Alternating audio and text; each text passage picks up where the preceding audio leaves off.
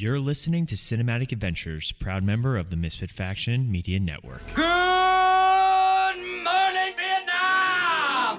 I love the smell of napalm in the morning. You're gonna need a bigger boat. I feel the need for speed. Roads? Where we're going, we don't need roads. Snakes. Why did it have to be snakes? Badges? We don't need no badges. I don't have to show you any stinking badges. You make me want to be a better man. Nobody puts baby in a corner. I wish I knew how to quit you. Love means never having to say you're sorry. He's looking at you, kid. I've always depended on the kindness of strangers. All right, Mr. DeMille, I'm ready for my close-up. Would you be shocked if I put on something more comfortable? You know how to whistle, don't you, Steve? You just put your lips together and blow. I'm not bad. I'm just drawn that way.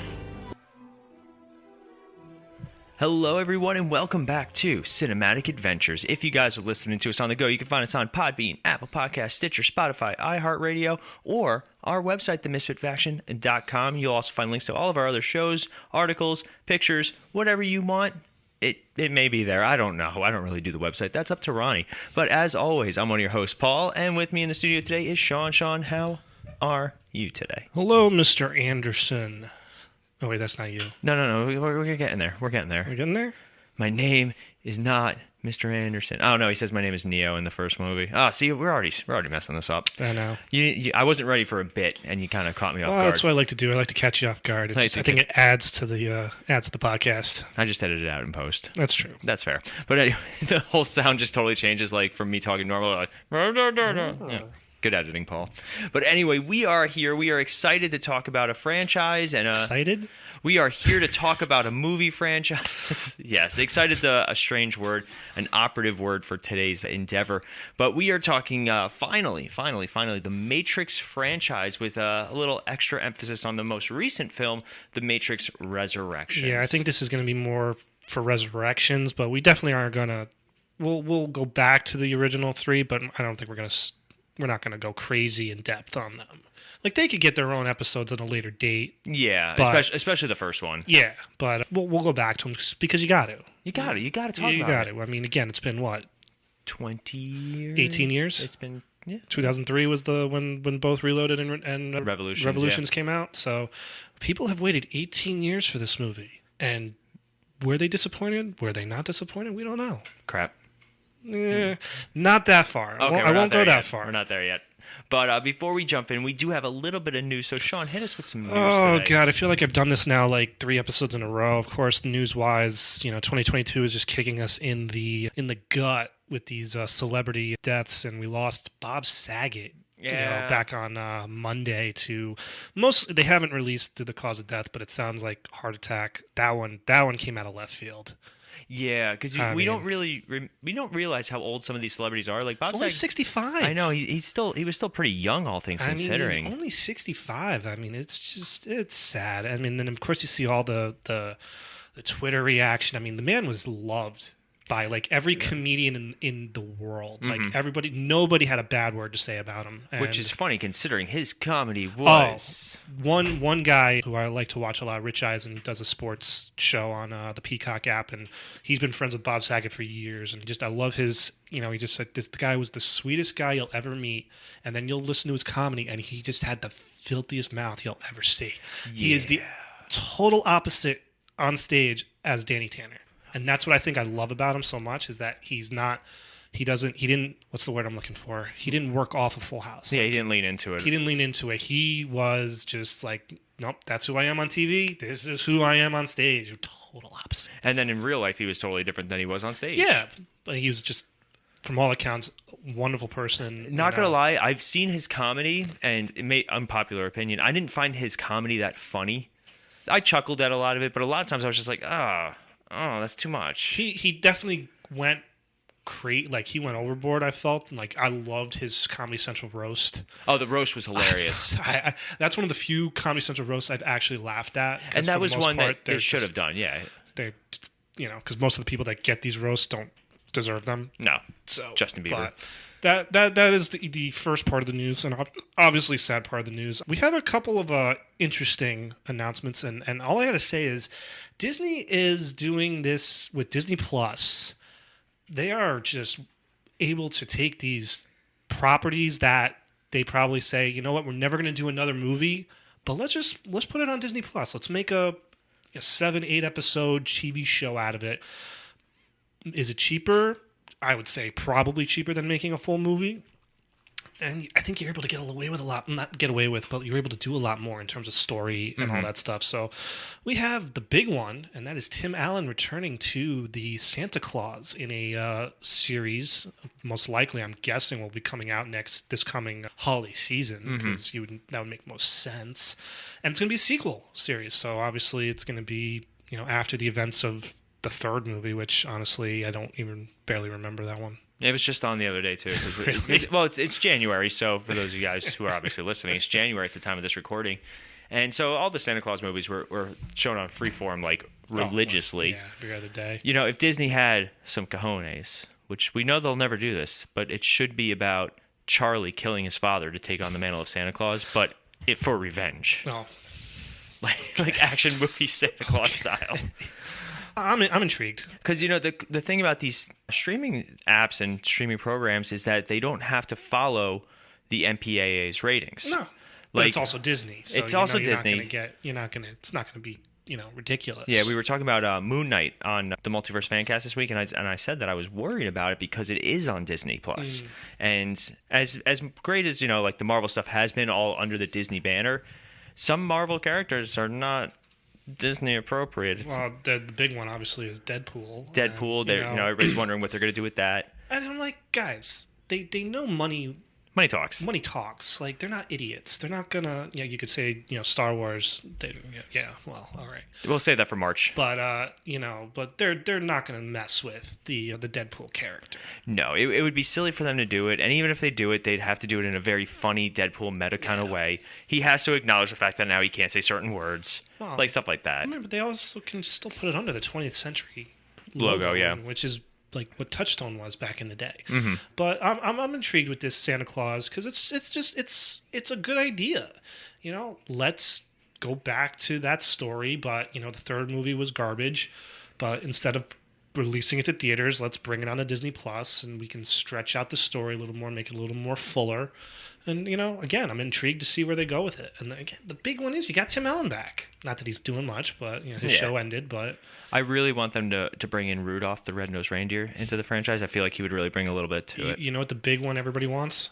They want Bernard back. Oh yeah, David Krumholtz, because they always felt like there's just this big interview with him too about the Santa Claus stuff, really? And I think there was something he didn't like the script, but there was also scheduling problems, and then he was available, and then he wasn't. Like it was like for a whole third big one. I'm guessing? For the third one, he was supposed to be in it though, because it brings up. I'm sure he's probably glad I wasn't in that one. No, money talks. I can't imagine he was being paid like crazy money, but I mean for anything, more than Spencer Breslin. That's another kid that just vanished. Yeah, he was all over the place, especially with Tim Allen. He also did Zoom. Oh yeah. Oh god, that movie. Was that movie with Bruce Willis? The Kid. The Kid, yeah, that's right. I hated that movie. Come on. I'm sorry, that kid will never turn out to be Bruce Willis. But that's what we said. What was the other one? Looper with Joseph Gordon-Levitt, yes. And they actually that was funny because they obviously referenced that in his roast, which was quite hysterical. Because Joseph Gordon-Levitt hosted that. He was the roast master. Yeah. That was a good roast too. I like that. That was a good one, especially when Demi Moore came out.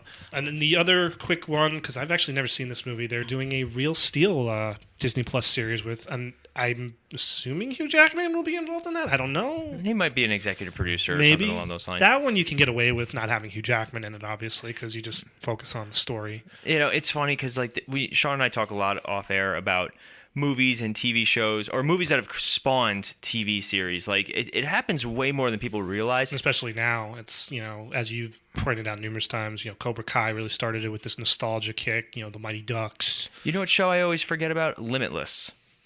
Yeah, but yeah. And Bradley Cooper was in it. Yeah, I remember for that. 2 episodes or something like that. Because again, a lot of these things happen because the actor behind them is very passionate and very I want to get this done. Bradley Cooper's an example for the show Limitless. He pushed for that show to happen. Yeah, Then it only lasted 1 season. Right.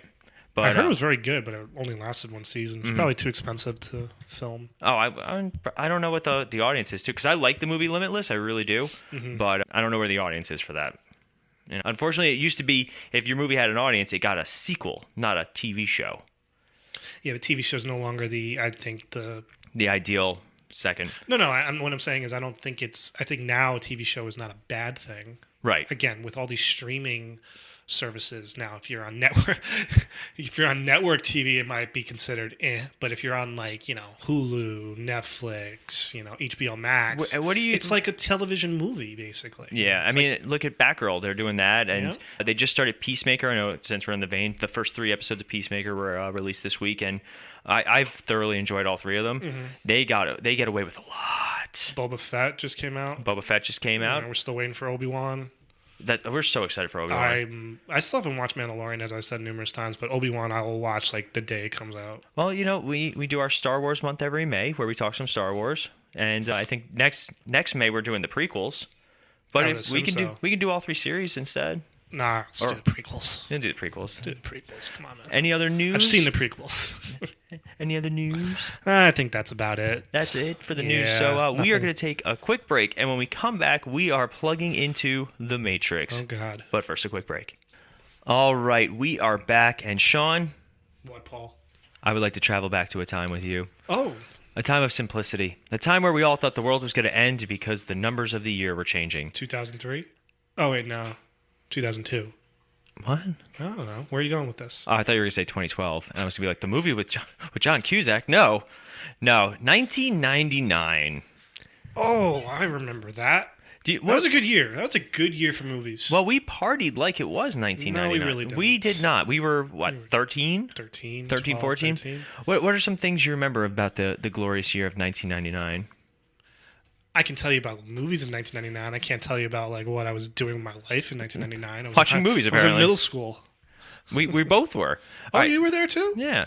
So I don't think we knew each other yet. Because 8th grade was 2000. I don't think we knew each other. Yeah, because we didn't meet. What a time! Oh, those were the days. Let's see. Let's look up some important things that happened in 1999. I'm telling you though, 1999 had some good. What are some movies? Sleepy Hollow, World Is Not Enough, Toy Story 2. Phantom Menace, Blair Witch Project, Sixth Sense. Blair Witch Project was a good one. Another movie that completely, and that's what we're talking about, movies that revolutionized or changed the industry. Say what you will. I mean, that was like a one-hit wonder movie, in my opinion, Blair Witch. Yeah. It's like Paranormal Activity. It's like, okay, we got it. Do we need more? No. Oh, on April 12th, 1999, U.S. President Bill Clinton is cited for contempt of court for giving intentionally that's right. false we had statements. The whole Bill Clinton, Monica Lewinsky stuff was going on. Yep. Man, to be 13 years old and not know what's going on, and I think I knew what was going on. We kind of knew. But otherwise, 1999 was the year of Y2K. It was where everybody thought that the world was gonna end. Just weird. I wish time. I could go back and relive that because wow. It was just I just remember that New Year's Eve and just being like, what's going to happen? And then 12 o'clock comes along. It's like, oh, nothing. All right. Big old I have to go to school tomorrow? Damn. Why would we go to school on New Year's Day? I'm sorry, you're right. The day after New Year's Day is a lot of times when you have to go back to school. Yeah, but let's actually talk about this movie before we go deep into the rabbit hole of just things we were doing in 1999. So, The Matrix. Sean, did you see The Matrix in theaters? No, I did not. I actually, fun story, when it came out, I was up at my aunt and uncle's house, so my dad and my uncle went to go see The Matrix, and everyone else. We went to go see Doug's first movie. Oh. Yeah. Probably should have went to see The Matrix instead, but, I had to watch Doug, because that was my shit when I was a kid. I would watch anything but Doug's first movie. I actually have not watched that movie since I saw it in theaters. I wish I could say the same, but you've watched it since? I think maybe once or twice. Wow. See, that movie was so bad. So bad. Yeah. We should do a whole episode on movies that just disappointed us. Right in our childhood feels. See, now that's a show. I don't know who owns it now. I'm actually intrigued. I would watch a new Doug show. Oh yeah. So they're bringing back the Proud Family. You remember that show? And they're also and they're also bringing back Fresh Prince. But now it's a drama. Yeah, did you see the trailer? No. Yeah, I'll show you the trailer after this. But this movie, I remember I saw I didn't see it in theaters. I definitely saw it somewhere else. Probably DVD. Yeah, probably VHS. And 1989 was was like second, maybe third year of the DVD craze. Really hadn't hit on 100% yet. You could still get VHS, and you would still have a tape player somewhere. Oh yeah, But, I mean VHS has lasted till like 2006 in terms of being sold in stores and stuff like that. But I just remember the DVD craze really began like prior to the millennium. And then it was Blu-ray or laser. Blu-ray or HD. HD, that's right. I just remember after telling people, which one's going to last? I was like, the Blu-ray. How do you know? Because you can play it on the PlayStation 3. It was a competition between gamers and the adult entertainment industry. Well, it's also because you had to buy a whole nother system just for the HD player. I was like, no. Why would you do that? Buy a PlayStation and go with Blu-ray. What happened? So weird. Geez. But, it's funny. I was watching The 40-Year-Old Virgin was on the other day. Oh. That's a movie that has aged fairly well, considering. But, well, no, it's still, like, funny and, you still laugh at it and you can, like, still throw it on.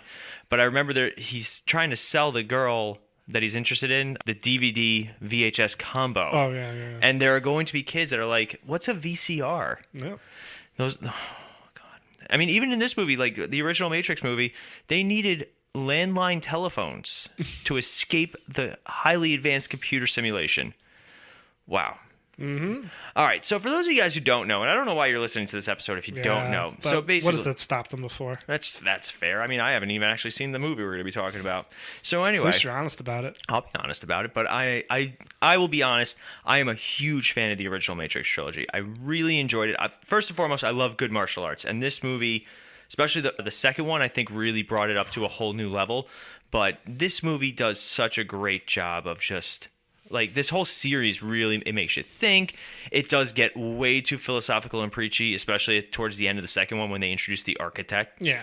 But The Matrix as a whole revolutionized a lot of things about modern cinema, and it's considered a modern classic. Yeah, it revolutionized a style that had been around, but it just brought it to American audiences, for the most part. It's Hong Kong cinema. Mm-hmm. But that had been around for years. I mean, Jackie Chan, Jet Li, John Woo. I mean, all this stuff had happened. It's just the grasp people had not seen it. So they're going into the Matrix going like, oh my God, this is amazing. We've never, how did they come up with this? I said, well, it's been done before. It's just now it's for everybody and everybody's seeing it this way.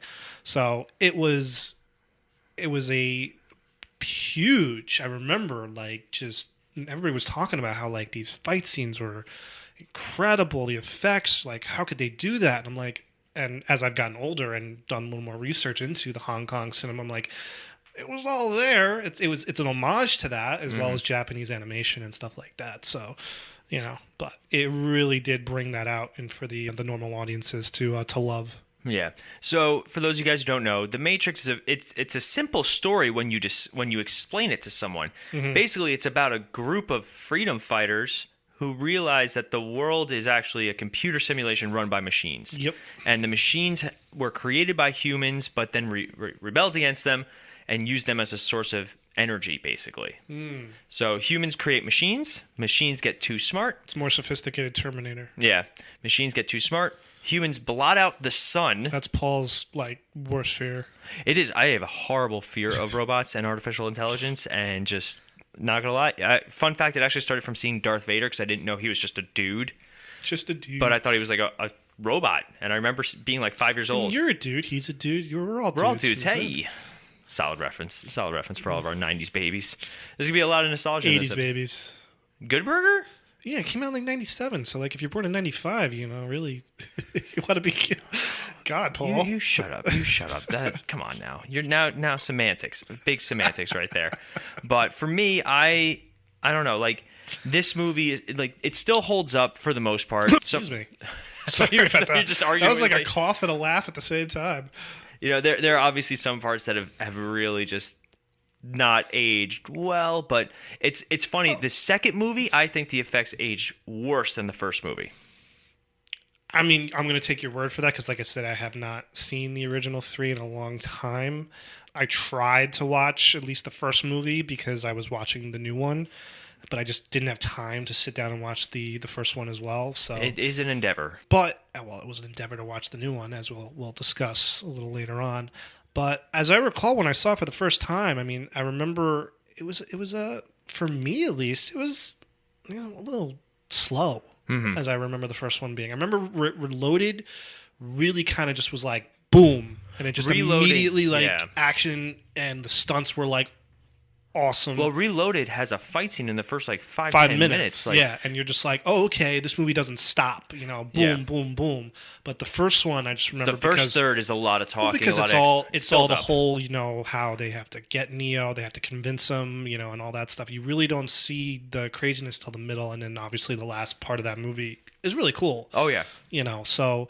But you watch the second one though, and basically the second one starts off with them. With the main cast trying to get into the Matrix to have a meeting, because why can't we just have a meeting in the real world? But and then immediately Neo gets jumped by 3 agents. Yes, and they have a fun little like back and forth where Neo toys with them a little bit. It's like, and it comes out really fast. Yeah. But let's take a step back. Let's talk about the cast for the original Matrix movie. Perfect. Talk about an actor, and we've said this before, I believe, on numerous episodes, whose career, in my opinion, was rejuvenated like more than once. Because of being Keanu Reeves. So obviously everybody knows Bill and Ted. Then he, progressed to doing Bram Stoker's Dracula and Point Break. And then his big coming out party was Speed. Yeah. But after Speed, like, he really... there wasn't that next movie that propelled him even further. It just kind of felt like he fell off a cliff for a little bit. And then comes this movie. He wasn't even the first choice. Will Smith was offered the movie right away, and he turned it down to do Wild Wild West. Oh, God. And I've never actually heard him say if he regrets that or he just is indifferent to it, maybe. I mean, maybe he felt that it just wasn't the movie he wanted to do. I don't know. That here comes Keanu Reeves and really kind of just rejuvenated his career again. He does this. He does the sequels. And then again, I think he kind of disappears. He does these like smaller movies like Hardball and Street Kings and stuff like that. I like Street Kings. I did like Street Kings. Street Kings was really good. And then boom, here comes John Wick. And now it's Keanu Reeves again. The Keanu Reeves Renaissance. Which I'm fine with because I love Keanu Reeves. I think he's actually a really good actor. And he's also just like a really good guy. Yes. Like you can read dozens of stories about Keanu Reeves just being an awesome dude. Yeah. He's seen a lot of things in his life. I know he's been through a lot of tragedy. He looks the same. He's not aging. Yeah, This movie, he kind of has an aged look to him, but they make him, they do make him look a little ragged. A little bit. So a little ragged. Who would win in a fight? John Wick or Neo? Well, what Neo? Neo, Matrix Reloaded Neo. I think Neo would win. I just think Neo has a little more powers than John Wick. What about in the real world? Oh, John Wick. Okay. Because that's a point of contention. Wick. That's a point of contention that always annoyed me. Because in the third Matrix movie, him in real life, or Bane in the real world, not Bane. Well, the character's name is Bane, but Agent Smith takes over one of the guys, and they're fighting in the real world, and it's like a really like awkward and slow fight scene. And I'm like, well, they're not in the Matrix. They can't fight like that. But it always just kind of was like jarring for me to go from like watching Keanu Reeves as Neo, like flying around and making buildings explode. Yeah. And then he's like, this middle-aged guy's really putting up a big fight on me. I can't take him out. And then he gets blinded. It's blind Messiah and symbolism. We'll talk about symbolisms for this movie too. But, in all honesty, I hate to say it, Neo's one of the more boring characters in this movie. Or in at least the first 3. I find him sometimes boring. Really? He's really just there as the window dressing? Not even the window dressing. He's the plot point, the MacGuffin. Yeah. Like he is it, because in all honesty, the first movie's all about finding. He's much better in the first movie. In the second and third movies, I found him kind of. He's just there to be overpowered. Very, very Superman-ish. I hate to say it because I love Superman, but you easy. Let's calm down there. But in all honesty, I really do enjoy Keanu Reeves. He does a great job. But and there are so many people that turned down this role. Who else? All right, you ready? Nicolas Cage, Brad Pitt, Val Kilmer, Leo, and I don't know, and that's it for right there. Yeah, that's it. Oh, apparently there was a screenplay sent to Sandra Bullock because they thought about gender swapping Before they made it, or Yeah, before after they made it. Oh, okay. Producer Melody's sneaking around down here, trying to get the switch. Priorities. Oh, priorities. Going down, we have Laurence Fishburne as Morpheus. Uh-oh. Yeah, she's just giving me the finger? look. She's giving me the look. Morpheus is one of the more interesting characters, because the problem I have with the Matrix series, instead of making a fourth Matrix movie that took place 20 years after, make the prequel. This is a series I would like to see the prequel for. I would love to see. Isn't that the animated one? No, the Animatrix takes place. We'll talk about the Animatrix, but it does. I don't even know if it's still continuity, but one of the characters in the second movie refers to the events of the Animatrix. So I would have to do some checking, because we both know I didn't. Oh, no. Indeed. But anyway, what do you think about Morpheus? I mean, I'm only really, again, going on what he is in the new one, and Laurence Fishburne obviously is not in it. And he actually sounds a little bitter about it. Like, they asked him, like, why aren't you in this new one? He goes, ask the director. Because Morpheus is in the movie. He's a character. They don't really explain why he's doesn't look the same as Neo and Trinity. But they show footage of the original. They show footage of Fishburne. So again, it's confusing to me, but who knows? I don't know. But for the record, the Animatrix is like an anthology type thing where it has a bunch of different stories. Some of it does take place before the actual machine revolution. So I don't know. It's weird. Like when they, I have no problem with the actor who plays Morpheus in the new one. I can't pronounce his name though. Yahya. Really great guy. Makaran. I don't know. Yeah, I'm terrible with stuff. Yahya Abdul Mateen II. Try not to be disrespectful in case he ever listens to the show. Please don't. So for me, like I always enjoyed Morpheus. There were times though that I sometimes I really don't like when the blind faith, like I always knew that this was the way it was supposed to be kind of character, does get proven right, and everybody's like, "Oh, you were right all along." He's like, "I know I was right." That's a trope that's been around for a long time. It's either one way or the other. It's either you were right the whole time and nobody believed you, or we believed you and you were wrong. There's no in between. But I love the physicality of Morpheus, especially in the first movie where he actually does his fight scenes. And, Laurence Fishburne does a fair amount in the second one, just not nearly as much as he did in the first one. But I don't know. I don't know about Morpheus. I miss him. I miss Laurence. I love Laurence Fishburne. Yeah, and the fact that they were just in the John Wick movie together. Again, and that was another thing that we were all super excited about. I remember about. when we were watching that movie, and I'm like, oh hey, it's Morpheus and Neo. Awesome. Because I think by that time there was rumblings that they were going to do another Matrix movie, or maybe just before they started talking about it. Because when did that movie come out, John Wick? It's been the first one. No, the third one. Oh, the third one. Just with Laurence Fishburne.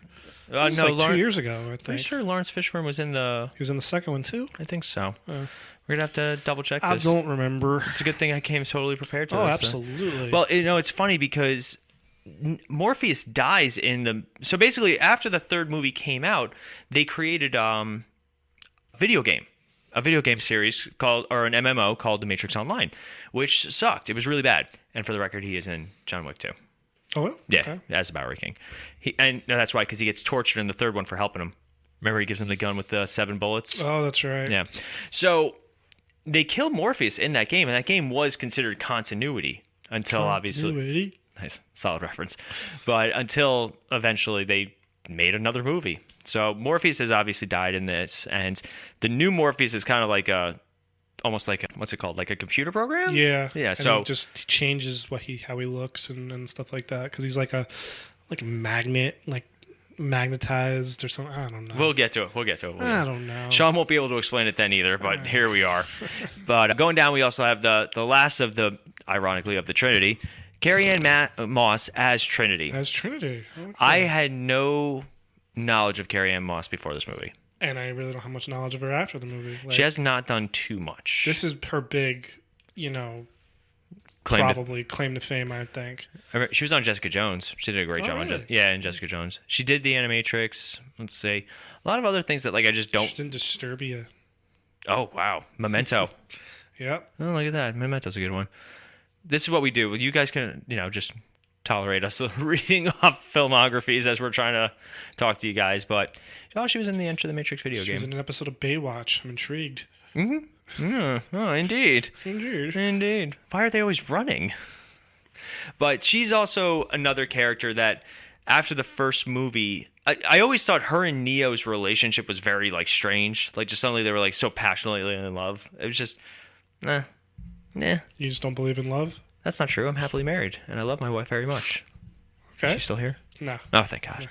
But, I don't know. Just for her, before, like, she bases everything off of Neo, especially in this new movie. Like, it's her and Neo, and, like, that's the whole thing. Well, it's Neo. She is still technically, buried into this new Matrix. New program, and she doesn't remember. Super Matrix. Matrix with less green. Yeah. A little Doogie Howser in there, Oh, yeah, we'll talk about that. From the main, and then obviously, arguably one of my favorite movie villains of all time. I'll say it. Hugo Weaving as the original Agent Smith.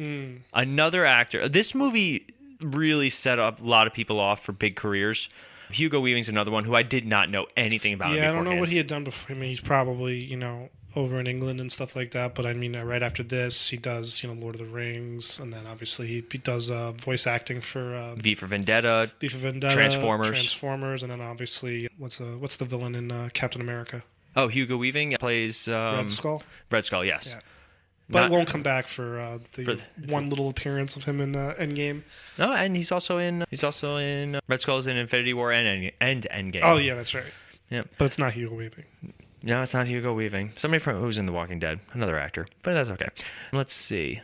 And I think that's like the main cast. We also have Joe Pentel. I always forget he was in the first movie. As Cypher. I can't pronounce his last name. Who turns out to be like a bad guy. What a shock. Joe Pantoliano as a bad guy. I know, right? Marcus Chong as Tank. Another character who he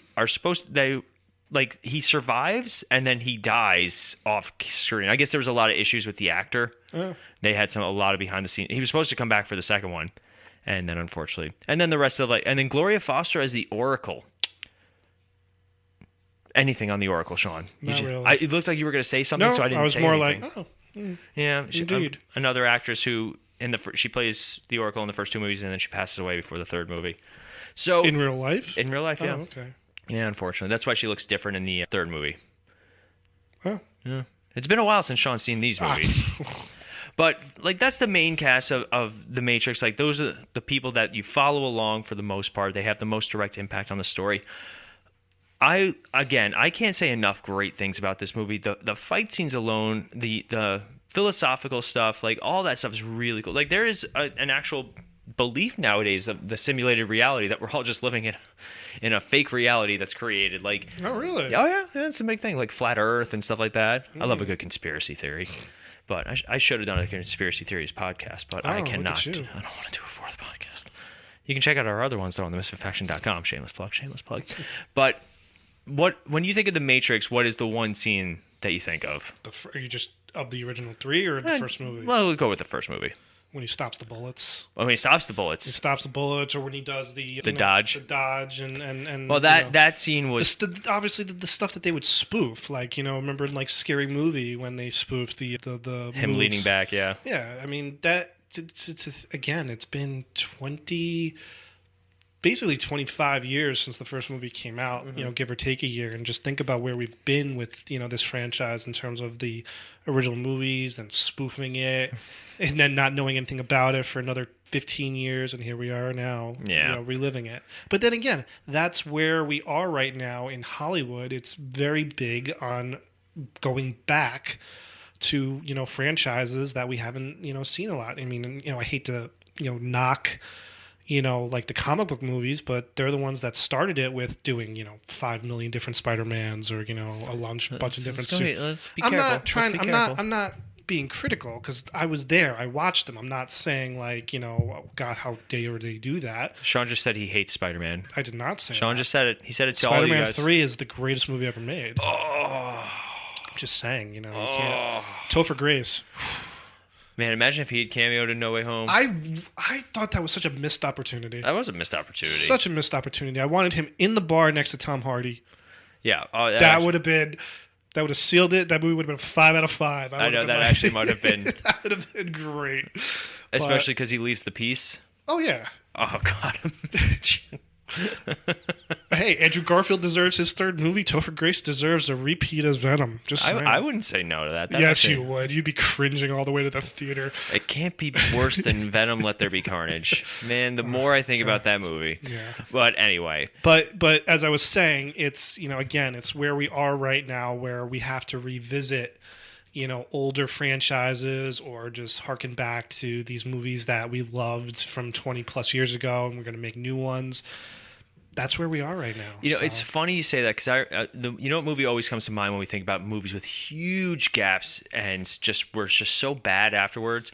Dumb and Dumber. Dumb and Dumber is one of those movies that we were very excited to go see in theaters. And you know what, though? The movie was stupid, but I laughed. Yeah. I wasn't expecting anything much better because when you watch the first movie is just so stupid, but it's hysterical. So I was like, okay, they can't top that. So it's going to be more stupid than funny. But there were some funny scenes in that movie. Oh, yeah. But I know what you're saying. I mean, we're at, look at Scream.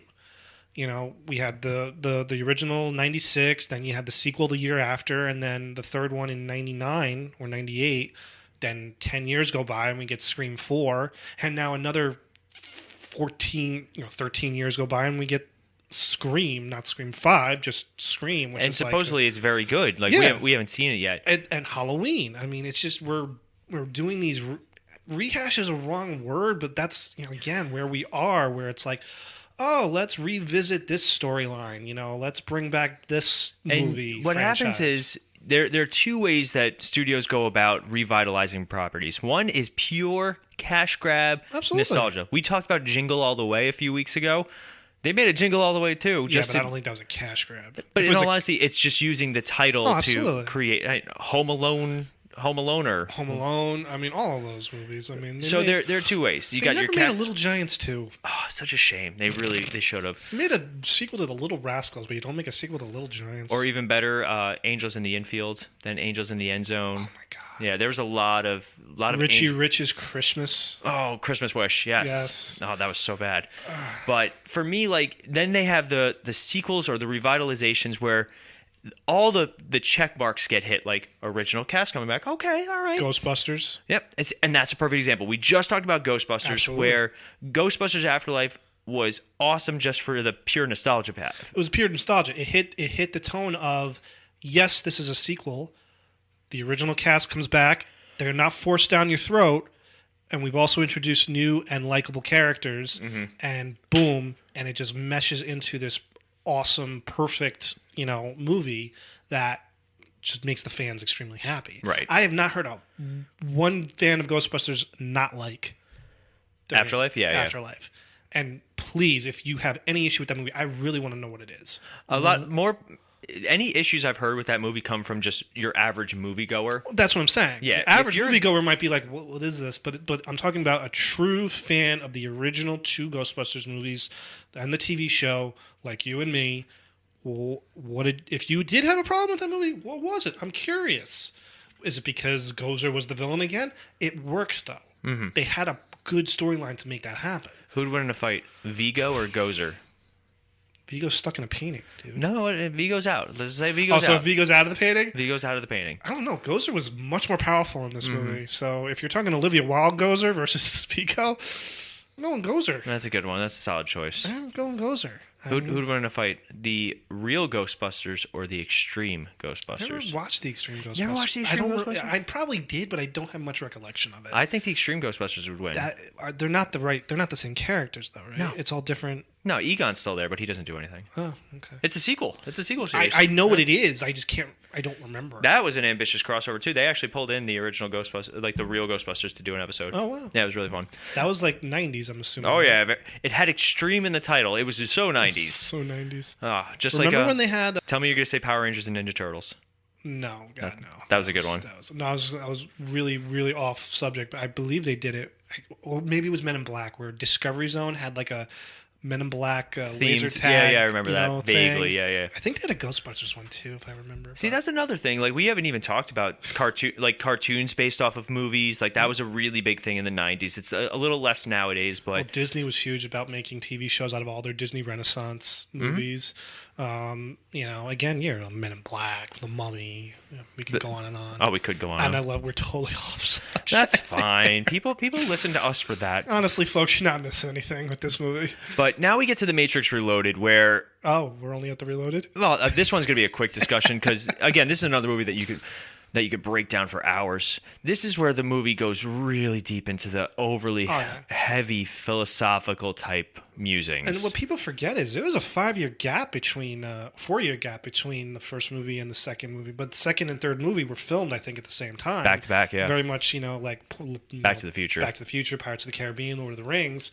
So I think Reloaded came out in May of that year, and then Revolutions came out in November. Yeah, it was very close. Because I remember that I was in high school and it was like, oh, The Matrix is out. I'm like, wait, that movie from 4 years ago? Really? Yeah. Okay. Yeah. I remember watching the trailer for it at school. We one of the teachers put it up. Back when you can just be on the computer and be like, oh. No, one of the teachers actually put it up. We all watched it together. Yeah. But that was a movie that I was so excited for, and for the most part, I still really enjoy. Yeah, it was a good movie. For the effects alone. Well, so the only effects that really age poorly are the ones of Neo doing really Neo type things, because you got the PlayStation 2 looking rubbery effects that have, and they're.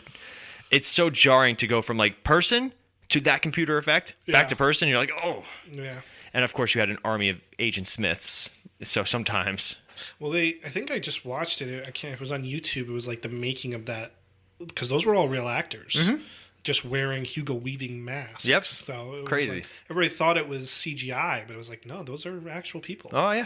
Same thing in Revolutions when they're all standing out in the rain. Yeah. Yeah. So things like that I love too, good practical effects. Even though the Matrix is the Matrix, it's supposed to. So well actually, thank you. Somebody pointed this out to me, and we were having a discussion when the new movie was coming out, and this is how I retconned this all in my head. Oh, the Matrix. Word of the day, right there. There it is. The Matrix is a computer program, correct?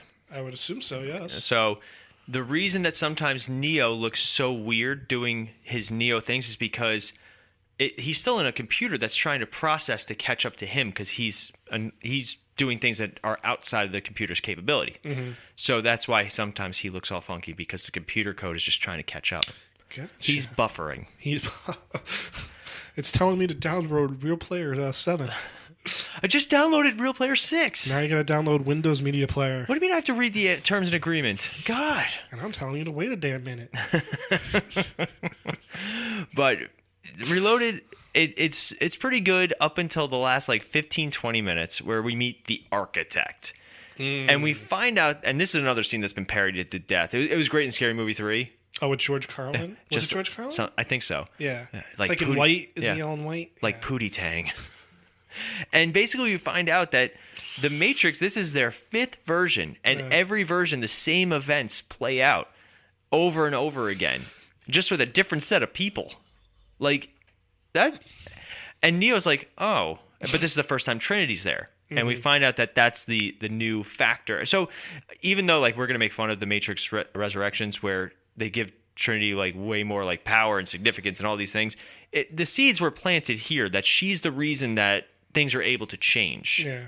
So now fast forward 3 months, we get the Matrix Revolutions. Only 3 months. Something like that. Yeah, it was very, very short. It's like a skip scene. Bloop. Which is fine, because Reloaded ends on a cliffhanger. Yeah. And you're like, no. And then you get the him flying, which is always cool, I thought, because Smallville did that with the whole pushing down on the ground and the force. Because I remember when they first introduced that was Clark Kent, big way to do it. Clark Kent flying in Smallville, and I think I called you right after the episode and said, they really did the Matrix for that shit. Which is even weirder, because again, off topic, but you watch Smallville, his takeoff is Matrix, and it looks like he's got an air tube around him, but then it goes away as he's flying, thank God. Yes. But yeah, the Matrix, Neo's flying, the ground warping has been used incessantly since. And I'm fine with it. I think it's cool. Yeah, it was a cool scene. And again, it's him. It's not even that he's flying. He's bending the Matrix around him. That's why it's distorting. He's breaking the program. and the program has to repair itself afterwards. So again, all great concepts too. But then Revolutions comes around, and we don't spend a whole lot of time in the actual Matrix. Mm-hmm. Like, the Matrix is kind of like the third character in this. And Neo sacrifices himself. I will watch that final fight scene over and over again. I think it's fantastic. Him versus the one Smith that took over the Oracle. Okay. But it's still, people still don't understand what happens at the end. So basically at the end, Neo finally lets Smith just take him over, and he doesn't give up, but he just accepts the quote unquote the inevitable. And he basically becomes a virus to the Smith program. And like, he sacrifices himself and destroys all the Smiths. The Matrix reloaded. And there's a peace between the humans and the machines. Now, we fast forward 15 years. And here we are at Matrix Resurrections. Sean. Resurrections. Sean, tell us a little bit about the Matrix Resurrections. Alrighty. So the movie basically starts with a new cast of like characters, leading off with what's her name? I don't remember. Gave you all this time to prepare. Bugs. Jessica Henwick as Bugs. She is like the new. She's basically, it's like they're in the scene from the first movie where Trinity's being chased by, the machines, and they're like, oh, that's not her, because they're looking for Neo. They've been looking for Neo all this time, and this is like the first time they've been able to kind of track him down. Mm-hmm. And then we cut to Keanu Reeves, and he's just normal, back to being normal Thomas Anderson, and and this is where the meta happens, he has created the Matrix video game. And he's like a multi-millionaire from it. He's like a multi-millionaire, and he's like this sort of like Howard Hughes, like he just seems very like kind of, he doesn't really go out in public that much. He's very laid back, but from all accounts is he remembers all that has happened, but he thinks he's crazy. So he's been going to, to therapy all this time. With Dr. Doogie Howser. And he's trying to like talk. He's like, "Oh no, that didn't happen. Are you reliving all this stuff again? Are you taking your pills? Like it's like, and he's like, am I crazy? Apparently, he tried to commit suicide. So it's like very like And then they get to the scene where Jonathan Groff is playing his boss, and says, Warner Brothers is wanting to do a new Matrix game, and this is what they want, and he's like, well, no. They were going to do this no matter what, man. So we got to be a part of this. If we want to make it, we got to be a part of it. So they really push the whole like an absolute in-joke to the whole franchise. Which is funny considering they just did that with Space Jam, A New Legacy crap, and it just didn't work out. No, but you could tell there's something about him. He semi-remembers things, but he doesn't believe it. He goes to like a neighborhood coffee shop and he sees Trinity, but she is not Trinity. It's Tiffany. It's Tiffany. She's got her kids there.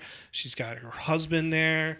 So it's like, and that's always one of the things about the Matrix that freaks me out. Like, if the programs that run the Matrix can change anything at a whim. Mm-hmm. So they can, add programs in. They can do all these things. It creeps me out. So he finally approaches her, and they kind of have a, deja vu, like, do we know each other? And he goes, I created this. Oh, my son plays that game. But the character of Trinity, she looks exactly like me. So you get that moment there. Yeah. But finally, he is caught by this character Bugs and her team. She's a captain, so her team. And that's when all hell breaks loose, because it's like the whole thing around him is falling apart. So like Jonathan Groff is Agent Smith, but in a different, like a rebooted Agent Smith. Basically, you find out that we see Keanu Reeves, but that's not what everyone else sees.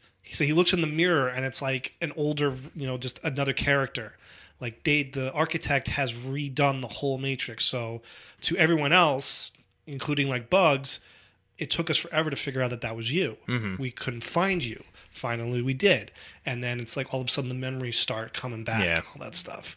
So we get some interesting fight scenes, but nothing that tops, the first two movies. And I've heard, unfortunately... Which is a shame, because you see what he does in, like, John Wick. Yeah. But he still is very... The fight scenes are good, don't get me wrong, but they're not like... I don't know, like you were expecting something like you saw in the originals, and you really never got that. Yeah, in the original series, those actors trained for months. Yeah. Months and months and months to really work on like all these things. And unfortunately, like as much as we want to see Keanu Reeves do his Keanu Reeves thing, and he can, like we've seen him in a lot of these, John Wick's a perfect example of how physical he can be. There's only so much.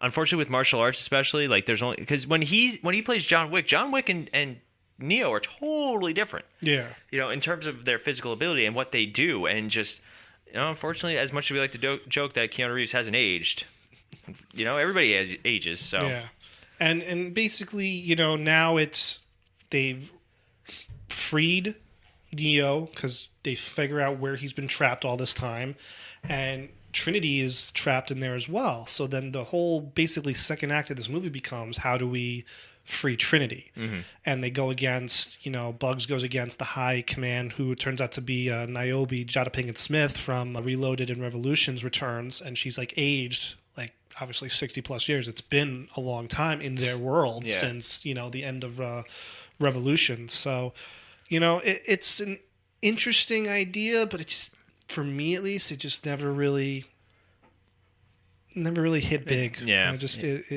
It wasn't like when you watch the original Matrix, it is a groundbreaking and big film, especially like when in retrospect. Like if this was the first movie of a franchise, I don't think it would get a sequel. Really, nothing really about it was like, oh wow, I really need to see more of this. Is there anything you would have wanted them to do differently to make it better? I don't know. Like maybe just better story, better scripts. I mean, the story could have been a little better, but I understood where they were going with it. If they do a sequel, I'm intrigued to see where they go with it as well. But I think the key to me was having Keanu Reeves back, having Carrie-Anne Moss back. Those were the two big ones. Again, as we said earlier in the episode, I'm not sure why Laurence Fishburne wasn't back, because you're using scenes of him. Like, that was another weird thing about the movie. They cut back to, like, a lot of scenes from the original few movies. And I'm like, okay, so you clearly are using scenes of Morpheus, Laurence Fishburne, but you cast this whole new actor to play Morpheus in this movie. Again, is it the whole, like, they've taken they've taken these characters and put them into different bodies? Like, again, it really doesn't really delve deep into that.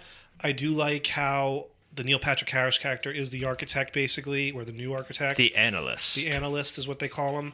And he's created this whole new world. And, he never, he goes into like a villain's soliloquy near the end there, where it's describing how the two of you are the factor. Like, you and Trinity together, like, that's like, it's creating the safe program.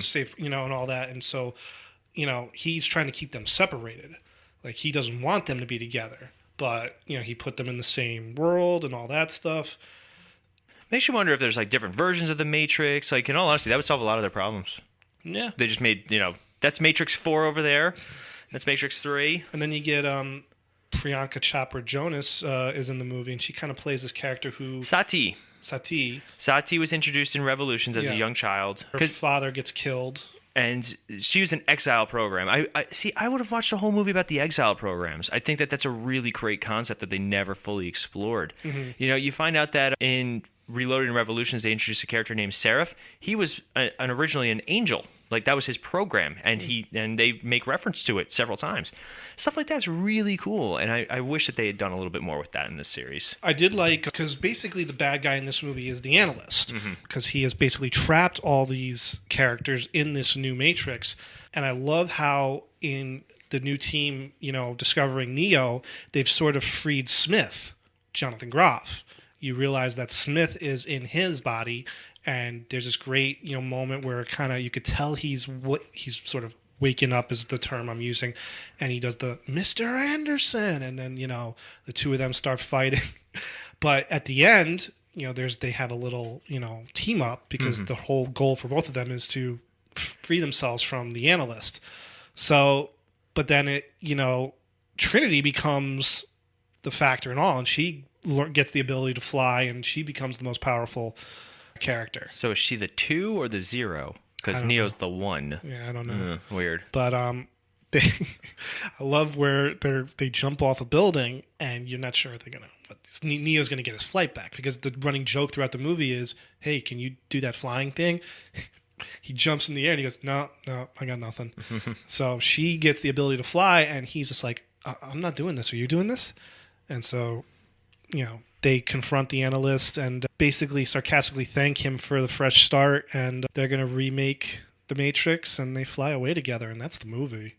Again, nothing groundbreaking. Which is, for a Matrix movie, is just a sad statement. It kind of just, in a way, in my opinion, it's like a rehash of the first movie, just reshuffled around in terms of a storyline, but very blah. Very to me. blah. Nothing that was like, oh my God, that was amazing. So what would you give it, Star City rating? 3. 3? So it's still above average. It's an average movie. Well, still worth watching? It's. I say it's worth watching. I mean, definitely watch it. I wouldn't say it is not crap, but it was just underwhelming. Well, that's good, though. At least it's not, Space Jam: A New Legacy crap. I still love that. There's very few movies we have that said that are just crap. Yeah. That holds a special place in our heart. That does hold a very special place in our heart. But I think that's going to pretty much wrap us up for today. Really? Yeah, I think that's it. I'm not going to talk about anything else. I don't know. Knowing us, we could probably just segue. We're going to do a whole segue episode one day, I think. It's like Cutaway Land for Family Guy. Yeah. Or didn't they do that for Imagination Land in South Park? Oh, God. Yeah, that's another one. But we want to thank you guys for listening. As always, you can find us on social media. You can find us on Facebook, the Cinematic Adventures Podcast. You can find us at our website, themisfitfaction.com. You can also find us on Instagram, Misfit Faction, or on Twitter, @Misfit Faction. There you find links to all of our different material, all of our shows, all of our articles, anything basically. So make sure you guys take a look. And as always, take a look. I'm Paul. And I'm Sean. And we'll be back next week. Hopefully.